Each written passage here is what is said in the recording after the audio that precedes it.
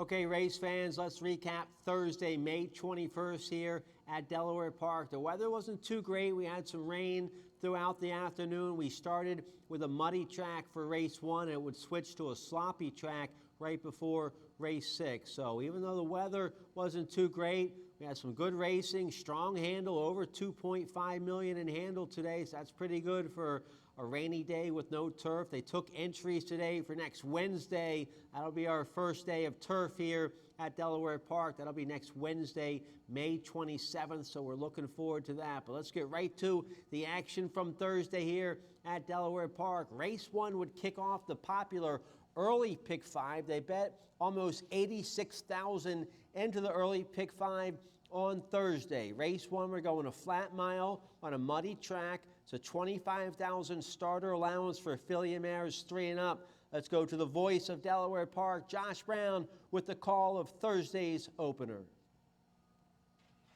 Away and running. Audibly missed the start. Good speed for Principia, Why Not Grace, and Bourbon and Lace. Beautiful Bloom came away a handy 4th, and a slow start leaves Audibly currently one of the favorites last of all, so it's a good battle up top. It's Principia and Why Not Grace, and they go quick for the level, and they tear past the 6.5 furlong pole with Principia at the head of the group.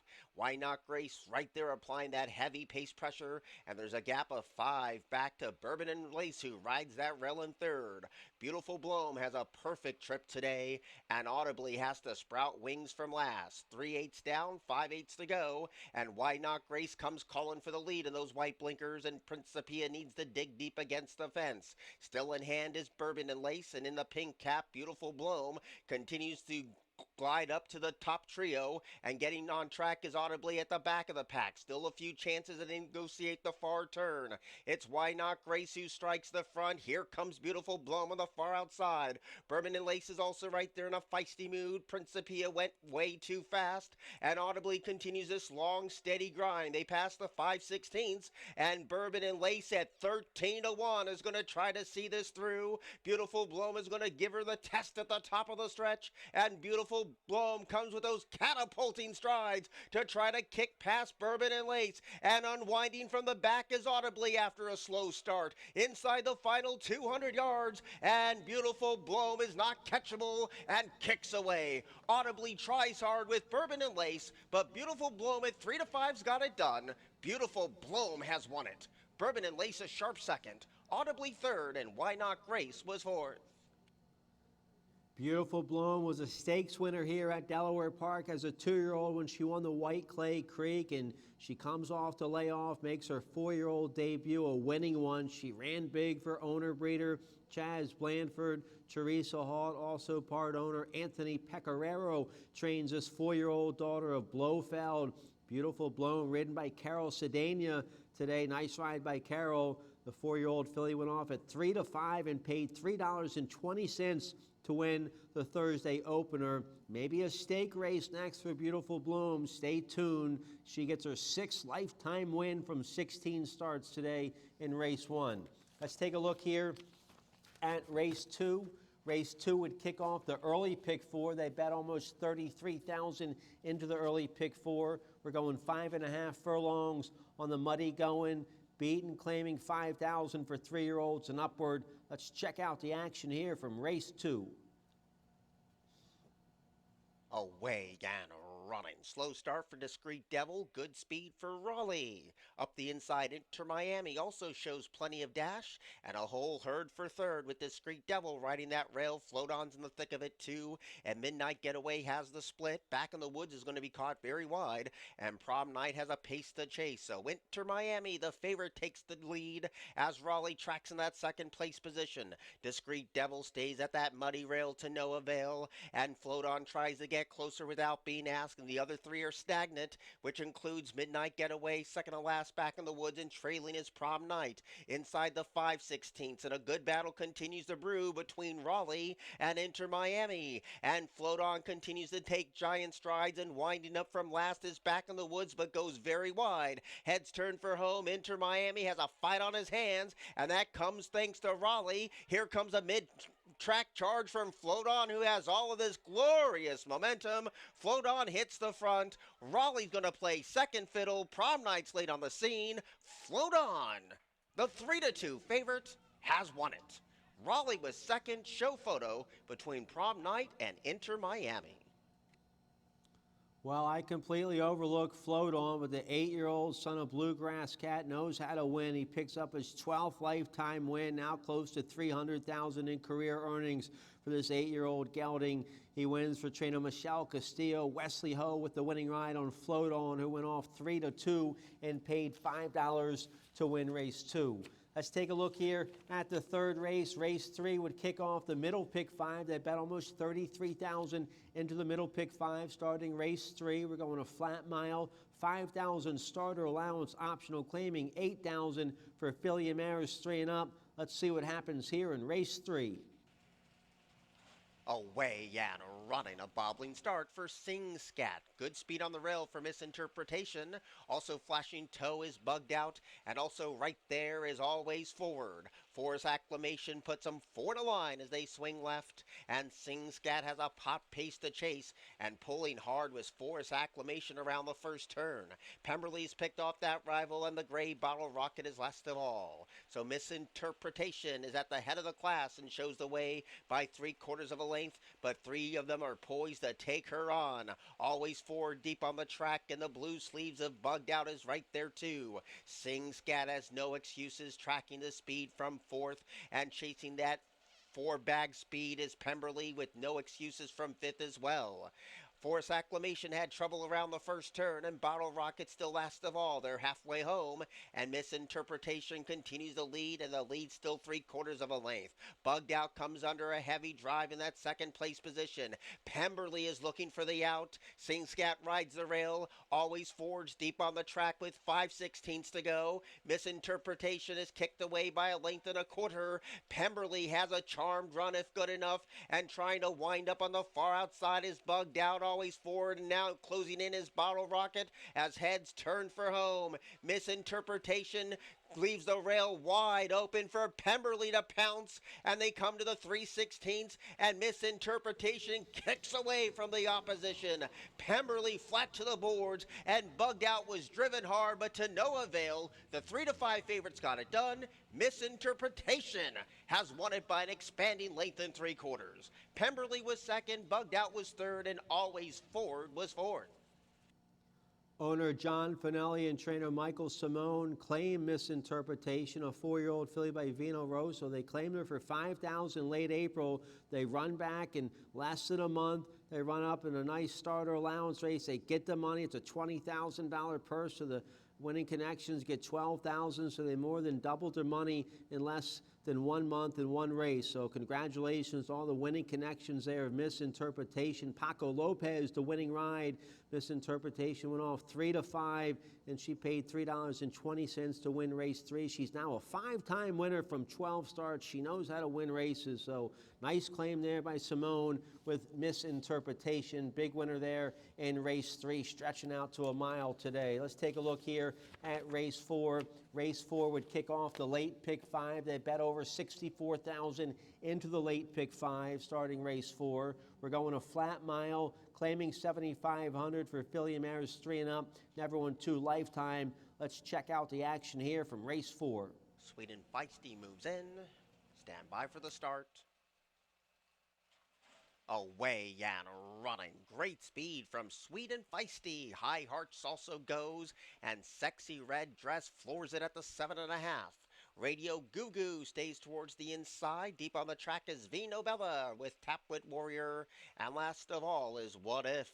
6.5 furlongs to go, and High Hearts emerges with the lead, and Sexy Red Dress encountered traffic trouble. Sweet and Feisty now takes over second, and Vino Bella's deep on the track with no excuses today. Tapwit Warrior getting a lot of mud in her face in that 4th place position, and Sexy Red Dress now settles as this one is parked towards the inside. Up the inside, Radio Goo Goo still in front of 1, and towards the back of the pack is What If. They race down to the 4.5, and High Hearts continues to show the way. The lead's a half a length at best. Sweet and Feisty right there, lurking ever so closer in second. And with the money on, Vino Bella's been wide, but is clear of any trouble as they negotiate turn number 2. Sexy Red Dress stays at that rail, and Tapwit Warrior tries to mount a bid with 3 furlongs to go. High Hearts continues the battle with Sweet and Feisty, who's 25 to 1.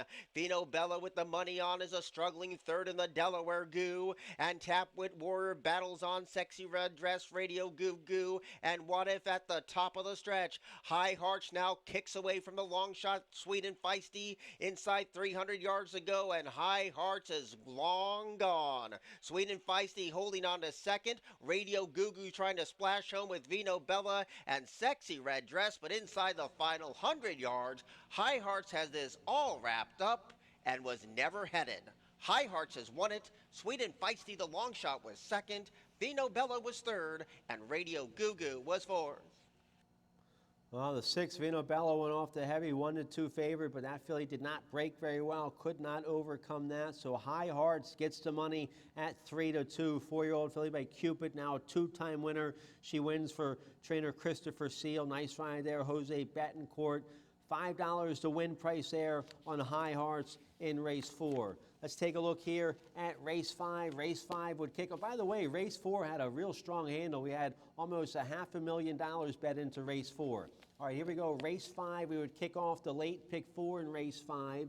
They bet over $43,000 into the late pick 4 starting in the 5th race. We're going 6 furlongs, 6,000 starter allowance optional, claiming 12,000 for 4-year-olds and upward. Let's see what happens here in race 5.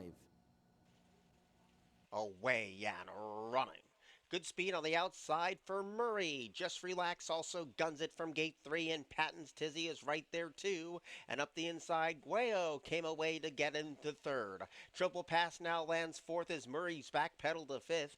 Broadcasters near the back with Whitingfield. So it's Just Relax well off that muddy rail, and it leaves it wide open for Guayo to pass. And these two is a team with 4 furlongs left to go. Triple Pass, the long shot, is right there in a menacing mood in that 3rd place position. And Patton's Tizzy, the favorites, coming under a heavy ride. They go down to the 3 furlong pole, and on the outside, continuing to battle Guayo. On the fence continues to be Just Relax, and here comes the 7-1 shot, Triple Pass. On the far outside, Patton's Tizzy is deep on the track and trying to wind up his Murray at the top of the stretch. Just Relax is in the middle. Triple Pass has all that outside momentum, and Guayo grudgingly gives way. We're down to 2 inside the furlong grounds, and Just Relax continues to dig deep. Triple Pass with a long, steady grind. It's still lit. Just Relax holding on. Triple Pass trying to get past but can't. Just Relax has won it over Triple Pass, Guayo, and Murray. Just Relax would give the Mike Simone barn their 2nd win of the afternoon. Jockey Angel Cruz would pick up the winning mount on this 4-year-old colt by Noble Bird. Just Relax, now a 6-time winner from 19 starts. He's now made about $150,000.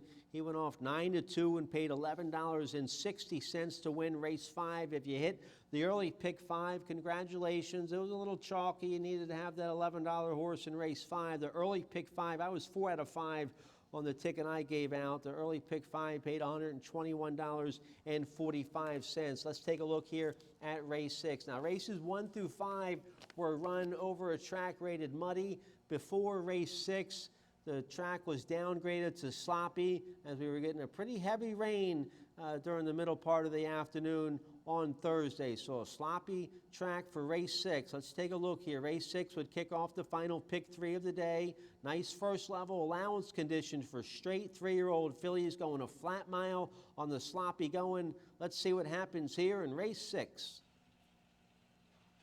Away and running. What a picture-perfect start that was. People watching, and Warbell tapped for some early speed, and Chrissy Star rides that rail. CSAT's looking for 3 in a row was hampered by People Watching, and taking the worst of that is Yao Majesty, and that leaves the gray Woodruff in that joint 4th place position. So no pace on for Warbell, shows the way by a length and a quarter. People Watching right there tracking in 2nd, and Chrissy Star is under some pent-up power in 3rd.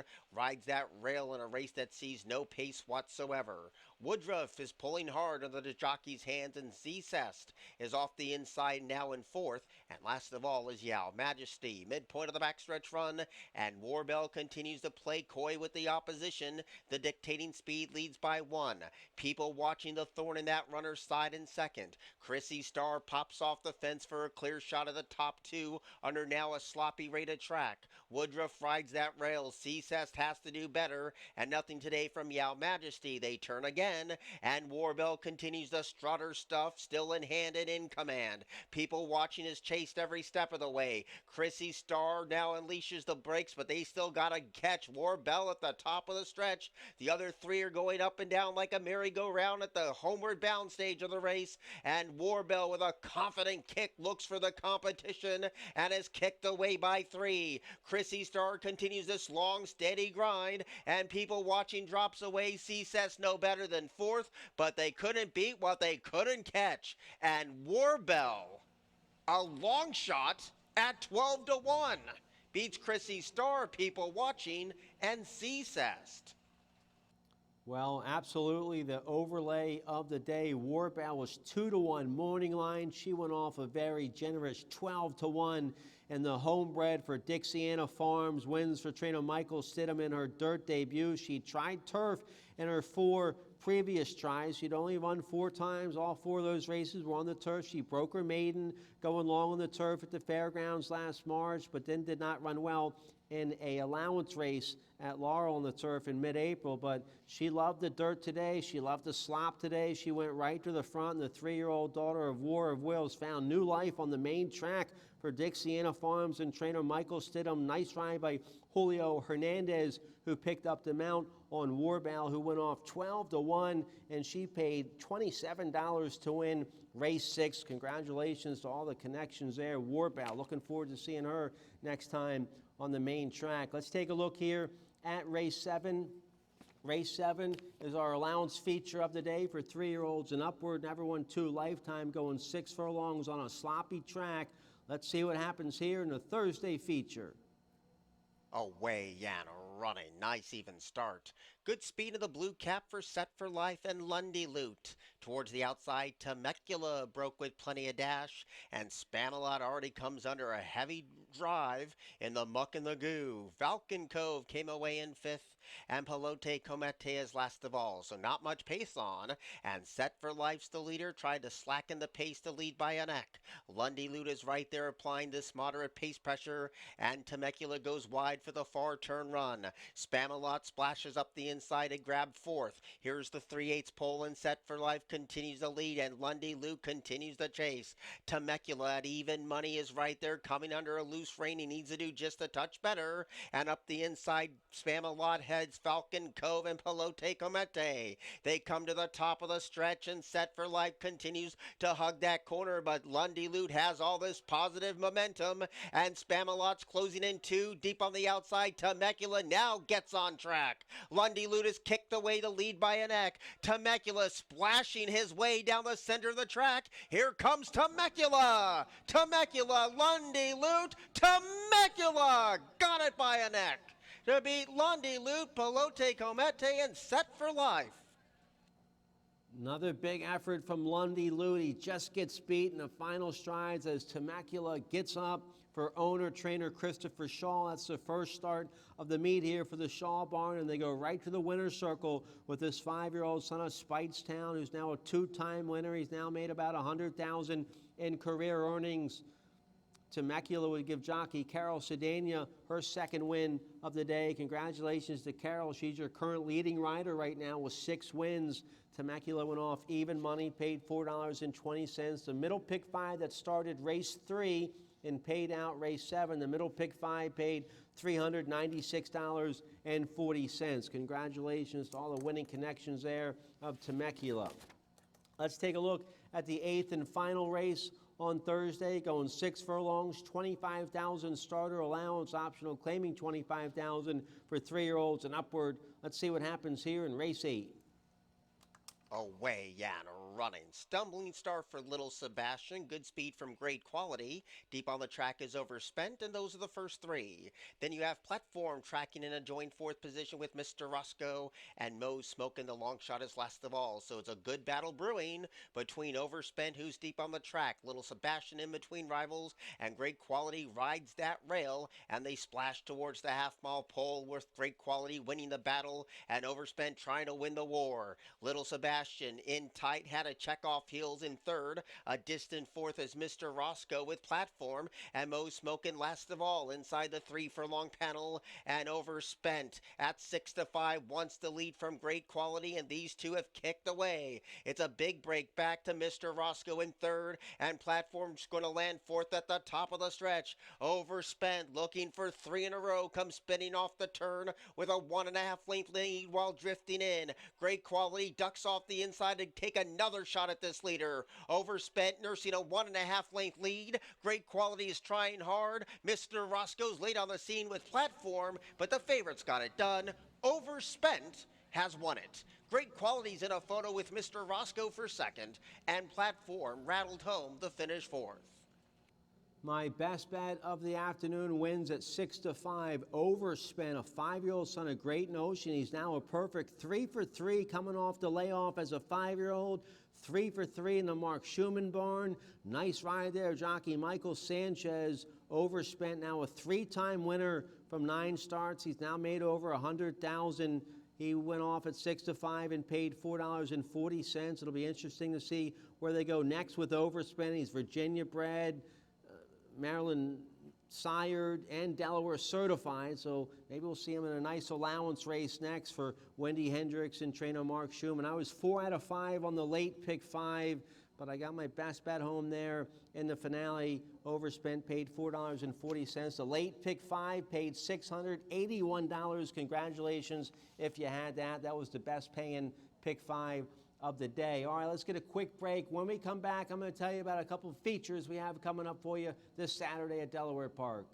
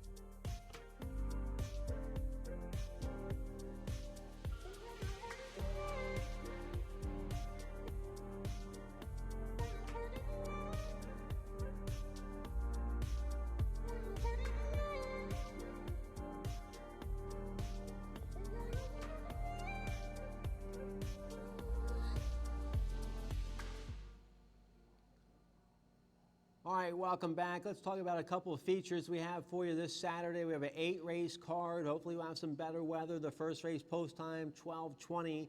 The feature of the day is race 7, nice first level allowance condition for 3-year-olds, for straight 3-year-olds. Yeah, it's a straight 3-year-old. A other than optional, claiming $75,000 going a flat mile on the main track. Jamie Ness has a nice 3-year-old in there by Great Notion. Our Notion has run a couple big seconds, second at Laurel, 2 back, and then second at Parks most recently. Martin Shawan will ride. Our Notion should benefit from a ground-saving trip and run a big race for our leading trainer, Jamie Ness, who's won 7 races so far this meet.